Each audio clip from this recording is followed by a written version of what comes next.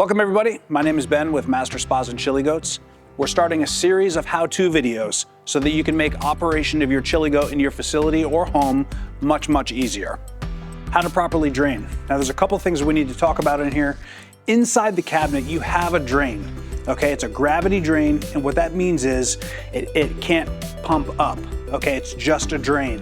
So if you take the zip tie off, lay it down, and you have a floor drain, that will work. It will not nearly be as fast as this bad boy, all right? So this is a sump pump.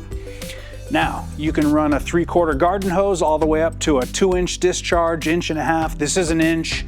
The larger the discharge hose, the faster it's gonna happen. So in a commercial setting, time is money. My recommendation is 1.25 inches, 1.5 inches, and it's gonna drain this in about 6 minutes with a 1/2 horsepower pump, okay, which is what we've got sitting here, all right? So first thing you wanna do is power down, okay, just like we were doing the filter.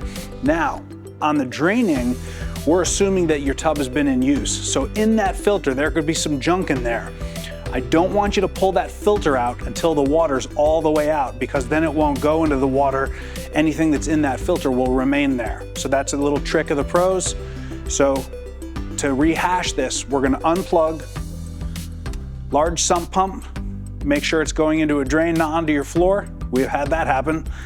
Next thing we're gonna do, start the pump. We're gonna leave the filter in place until the water is well below that filter level, okay? Here we go.